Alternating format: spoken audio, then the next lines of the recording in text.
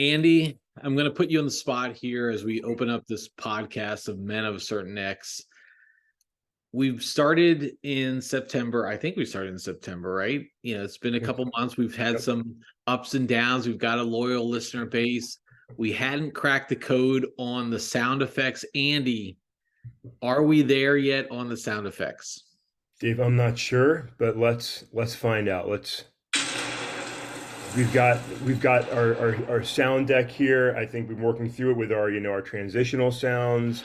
We've got some of those queued up. We've got some fun sounds queued up for you. We want to make sure you've got everything you need for when you say something silly. And then we've got some of our movie classics from movies like you might recognize from The Breakfast Club, the 1980s classic from Fast Times, and of course you got to have Arnold in there. Get to the chopper, Dave. So hopefully we've cracked the code on our sound studio here, and we can now finally add these into what turned out to be my one of my top 5 podcasts of the year, despite the late start, Dave. This very Men of a Certain X podcast. Well, that we'll talk about that here in a second, Andy. But the sound effects are good at. I'm a little worried that you're the one holding the button here because you like to ridicule me often, and I'm sure now with the sound effects you're gonna start doing that clown car type of stuff when you. There we go. That's it. I'd be nervous about hitting the button too, to be honest. So I'll try and ease into it as I get familiar with it. I don't want to like overly abuse the sound effects. I'll try to respect your space, Dave, and I'll thank you and our listeners in advance for putting up with me as I maybe get a little bit excited with all these fun sound effects. Well, very, very good. Very good, Andy. And as you just had mentioned, the Spotify, it was Rapper Day yesterday, where if you're a Spotify listener or a user or you have a Spotify login, you get your musics or podcasts, Rapper. If you do podcasts such as we do, and Andy and I have several podcasts that we participate in or run, you get to see the effects of those, and I think those came back pretty good. And Men of a Certain X, even though we've only been doing this for about 3 months, I was pretty happy with where we are on the results here, Andy. But what did Spotify tell you about your taste, Andy? So, Dave, Spotify Wrapped it's a really fun moment, right? And I didn't know it was coming till I saw something written about it yesterday, and I was like, oh boy, it's Spotify Wrapped Day, and I was very excited about it because I'm a geek, and I did like seeing the podcast feedback. I thought that was great, but I'm always curious to see where my music went for the year. I usually generally have an idea, but you never really know. But there's a few constants in my music listening. One, there's always a lot of rock and roll, metal music, which I really enjoy, and so I was glad to see, in my top 5, Foo Fighters was there. They had a great new album this year. Metallica and Megadeth were there. They had great new albums this year. So that was great to see. Manskin was on there, a fun, newer rock band, Italian rock band, some fun music. But the thing is, Dave, despite my excitement about rock and metal, there's always like this teenage girl part of me that wins the day. And so there's always some girly pop music star that is number one. It's been Mel C one year. It's been Alicia Keys one year. It's been Miley Cyrus, one right? year. Well, for I think the 3rd time, it was Miley Cyrus as my number one artist this year, and it's not even close, Dave. It's like embarrassingly. I mean, she wins by so far, and it's like the top songs. 4 out of 5 of them are Miley Cyrus songs. So I'm a big fan. She started out as a young pop star, right? I wasn't a fan of a teenage pop star, but she's Hannah got Montana. You really. didn't watch Hannah Montana? I didn't watch Hannah Montana, but she really has transitioned to being, I think, a really great performer and fun rock pop star. And her last few albums, her live album, her last 2 studio albums, have really been a lot of fun to listen to and really good. It's a little embarrassing, here I am as a middle-aged man to have her consistently on the top of my list, but hey, great album. Spotify Wrapped was great to take in. They do a great job with that, and all those top artists and other top songs for you. It's fun to listen to your playlist for the year and you just enjoy it. So thank you, Spotify, for that, and thank you, Dave, for being in two of my five top podcasts. We have There we go. This Men of a Certain X, which I was happy to see get up there, and of course, some of our work activities, and of course, there's some good NFL and political podcasts up there as well. So thank you, Spotify, and Dave, thank you, and I'm glad I can share my music listening with the world. Andy, I can't throw too many daggers at you for Miley Cyrus. Even it was I, but I have to know: was it Wrecking Ball? Was that number one for on your list, or So it wasn't Dave. It was Flowers, which was number one. The much more masculine, much more fun Flowers. No, which is a great song. Which is it's really good. It's a really she writes a good song. And yeah, three of the five are from her new album. One was from her live album, and then there was a Steve Aoki pop collaboration that made the other top five songs. So hey, rock and roll, man, rock and roll. I'm here. I'm here for it. I'm here for I it. can't throw many daggers though, Andy, because I do like I think it's well established. I am a Taylor Swift fan. I'm a 1989 album guy, eras guy, if you want to say that. So I do enjoy Taylor Swift as much as you probably enjoy Miley Cyrus. So that's all well and good, Andy. So okay, very good on that. And hey, look, if listeners out there, if you have Spotify, if we're in your lists anywhere, shape, or form, please tag us. It'd be great to see that. We're both on X. Andy, not so much anymore, but I'm on X at D Pounder, and Andy's at Andy Jabor, and then we're also both on Threads and Instagram. So please tag us. It'd be great to see some of those reflections that come in. Because I do think we're hitting a pretty neat audience here. Again, another shout out to Mama Jabor. Andy, where when I was looking at the Spotify, the rap thing, they do say, what are your listeners listening to, like on a Yeah. music part? And we had the rock, we had the pop, and then we had rap were our top three. I didn't notice Mama Jabor's top music in there anywhere. Would that be polka music, or what would she Well, listen? growing up, I heard a lot of ABBA, a lot of Oh, okay. Julio Iglesias, so Nice. she had a pretty eclectic set of music that I grew up listening to back in the old Jabor household. So I maybe, can maybe we'll have her dial up a best of playlist for you, Dave. Yeah, that'd be great. I'd love a little ABBA would be great. That Hey, would I'm be always up for dancing, Queen. I mean, Oh, anytime. definitely for sure. All right, Andy. So let's move along here. Let's get into our more of our topic of the day, top of mind topic. Andy, we're going to start in the world of politics, where I think we're continuing to see the start in the world. We always wind up here in this world of politics, Andy. I Yeah. think it's just such at the front of mind. There's a lot. I think this is a really fascinating time that we're at. We have very two established candidates on each side of the aisle that it looks like everyone's running to, but beneath there's a nasty underbelly right now that is starting to percolate up, and I really think it's going to shape up for a very interesting primary season.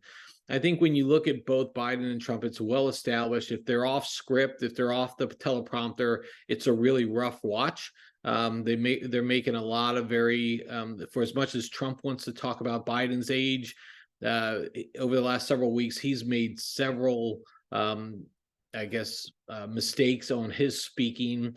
We can go through that litany if you want to, but I'm more interested in talking. We've talked a lot about Nikki Haley on this podcast, Yeah. and the momentum she's gaining on a lot of different fronts, from her debate performances, everything. But you've got some more information now, Andy, on where the donors are going with this front.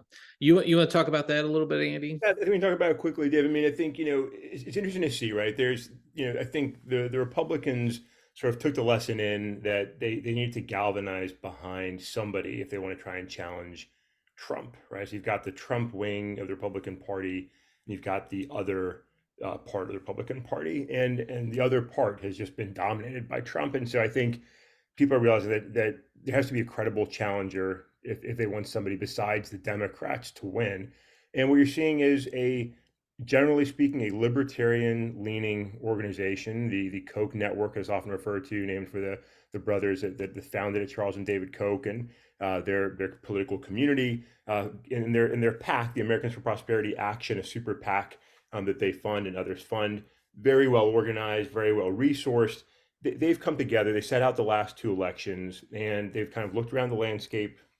They see who the Republican candidates are. I think they see that supporting a Libertarian Party candidate probably isn't in their best interest this year. Supporting some other independent bid, there's not a viable choice out there, and they've come to support Nikki Haley. They're backing Nikki Haley, saying, "Hey, she's got the best chance to be a true competitor against Donald Trump, to potentially win the Republican nomination, and then to go on and beat Joe Biden." As we've talked about before, in one-on-one polls, she's had up to 10-point leads against Joe Biden, the best of any of the Republicans presently running.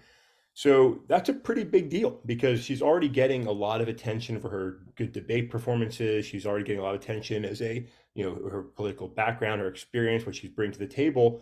And now she's getting a lot of financial and network support. That's people going door to door in these early states are going to be voting. And that's coming quickly, right? We're now below 50 days until the first votes are cast for Republican nomination.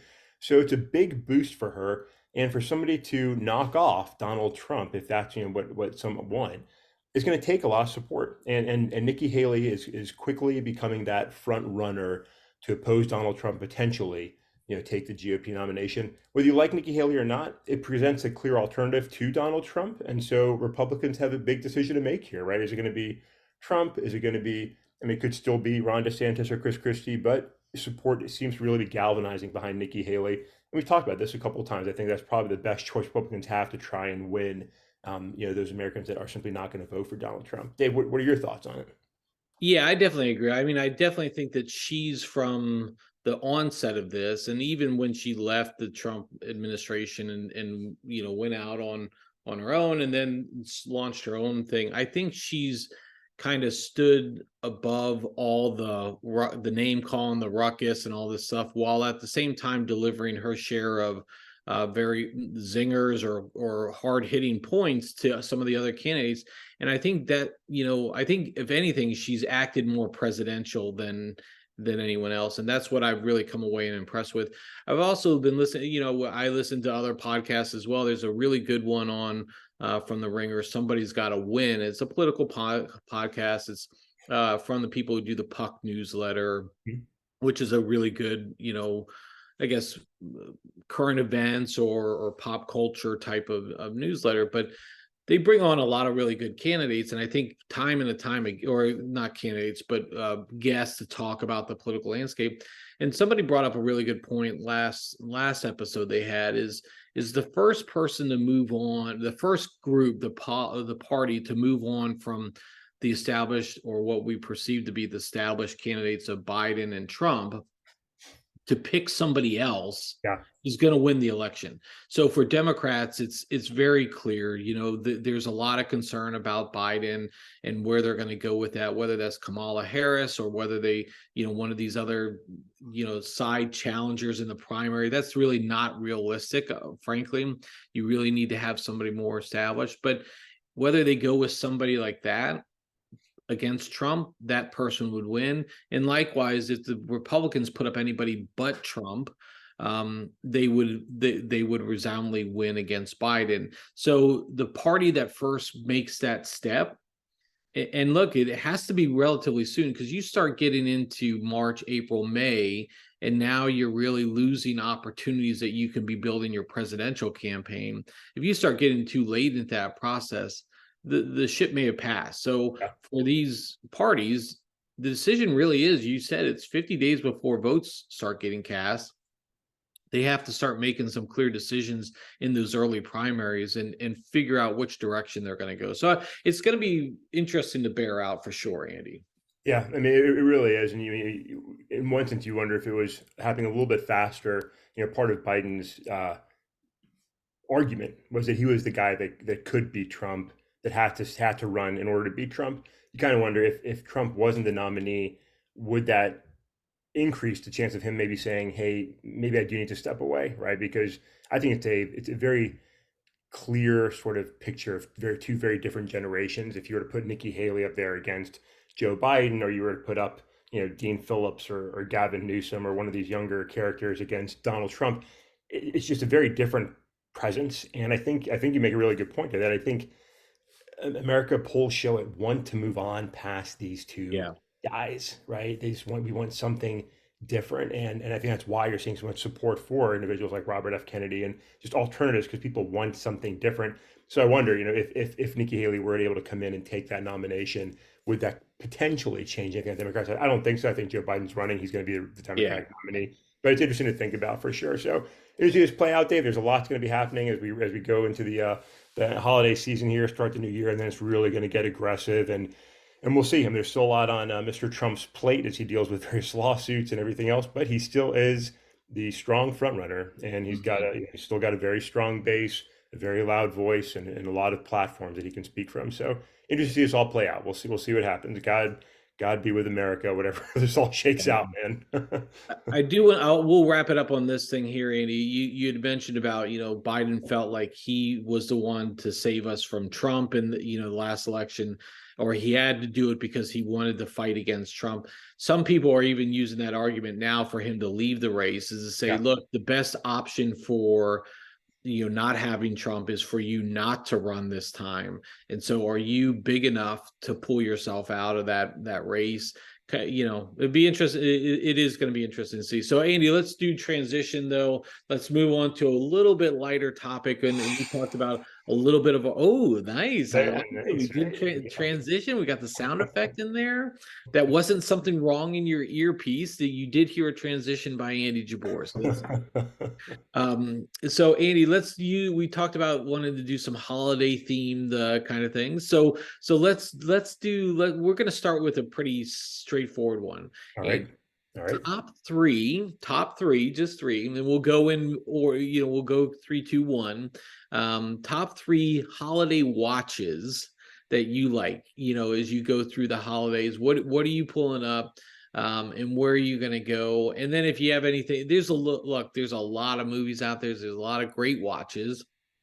Um, but we'll have some honorable mentions at the end there. So Andy, we'll just go three, two, one, All right. and it doesn't have to be in order of like importance to you, but I'll give you the throne first. Where do you want to go with your number three one here? Well, I'm gonna go. I'm gonna go with two caveats here. One, I could probably make a different list every time I come up with this list because I It's just think fair. I would. Right. Two, my first entry, my number three is gonna be kind of a squishy one because there's a lot of different variations of this one. So I think it's a classic Christmas movie, Christmas story, however you take it in, is A Christmas Carol. It's just such a great story, right? Ebenezer Scrooge, the whole story, the reflection, the change. It's just a great story. So whether you're watching it in the theater or one of the several movie variations, there have been a lot of them over the years. I think that story is just a great story. It's a great sort of spirit of Christmas, holiday cheer kind of movie. So I'm going to go the Christmas Carol, Dave, as number three. You can choose which version you want to take in. Yeah, that's a really strong one. There are a lot of really good versions of that movie out there. And I don't think it ever gets old. My version that I always love, I love Mickey's Christmas Carol. It's a Yeah. 30-minute cartoon. So that's one that I remember from my youth and very good in there. So Andy, you are absolutely right. There are so many movies to choose from. I have so many movies on this list, but it's hard to pull in. But I will tell you one that I always feel good about is Miracle on 34th Street. Yeah. And I'm specifically looking at the 1994 version of it. There's just something about it. Like I think it's just a great cast. And at the end, I always just feel really good about about the holidays, and I feel really good about the magic of Christmas, and I feel it's just a look. It's not it's a classic movie, right? So it's not going to be sign of the times and all sort of deeper political meanings or anything like that. It's not going to be dark or no, just straightforward. It's good. It's not very long. I mean, you're not going to spend 3 hours on the couch. I just think it's a heartwarming movie. So I'm going with Miracle on 34th Street, the 94 version, Andy. So It's a good one, Dave. It gets you excited about New York. You feel yeah, yeah. good about New York's a great place to be around the holidays. We've been up there, I think twice around that time of the year, and it's just got a great energy. It feels like everything you want the holiday season to feel like. So that's a great movie, great choice. All right. Well, very good. So there's our third pick. What about you going to your second pick, All Andy? right, so two, I think this is one that's probably on a lot of people's lists, and it's the very entertaining, always amusing Will Ferrell starring in Elf, because it's just, I mean, you just can't help but laugh, right? It's just he is just so physically, comically entertaining, and Elf just really captures just all of his goofy, best of Saturday Night Live energy in a great holiday movie. It's just dumb, fun holiday cheer. I think it's a great one. Yeah, you can't go wrong with it. That made my honorable mentions part, but it was number one on my honorable mentions just because yeah, you're right. There's so many it's classic Will Ferrell. Everything that he was in his heyday Yeah. is in this movie. And again, it's another one of these ones where you just can't him in the mailroom, the scene of him in Yeah. the mailroom, drinking syrup and then moving to bourbon or wherever that is, and then him with all the classic scenes of snowball fights, all good stuff. So good pick, Andy. I Thank think you. that would make a lot of people's list there. Andy, I'm going to go with another comedic genius, Vince Vaughn here, and Oh I'm yeah. going to go. I'm going to go with Four Christmases here, Andy. This is if you're not familiar with this movie, you need to get familiar with it.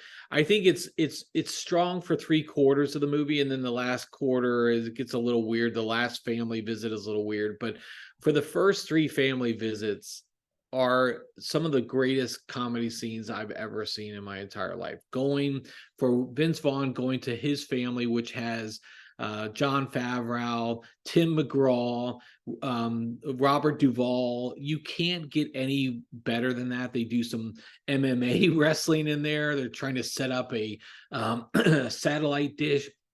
Great. Then you go to the next family, where where you have this event, this church meeting, and or this church event, and they do the pageant with Vince Vaughn, playing the role of Joseph.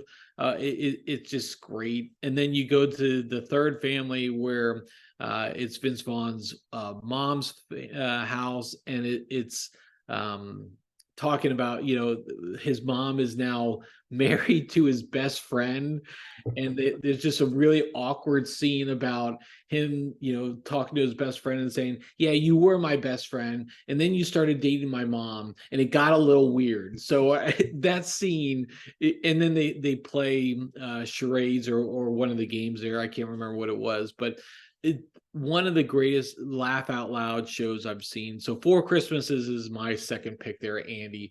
Where are you going to go to wrap up your one pick there, Andy? Well, I'm just going to say Vince Vaughn is highly entertaining, right? I mean, he's just got a sort of a dry humor that just I think really is fun in whatever role he plays, and he does a great job. So that's a good pick, Dave. But my number one, you brought up Mickey Mouse earlier. Not going quite to Mickey Mouse, but I think just maybe the ultimate sort of it's Christmas time show, a Charlie Brown Christmas. Oh I yeah, mean, poor Charlie Brown, the Peanuts gang, the pathetic Christmas tree, the sadness of Charlie Brown, the Christmas lights, the show, the school show. It's got all that stuff that I think, especially for folks our age, sort of it's older than we are. You look back on it, it's just got this classic, goofy, quirky, happy holiday spirit, innocent, fun, sweet, very Christmassy. So I'm going to go with the Charlie Brown Christmas as number one. Just really capture. I was kind of thinking about Rudolph the Red-Nosed Reindeer. It's kind of in that same spirit, but I went with Charlie Brown. I just really think that's hey, it's holiday time when you see that.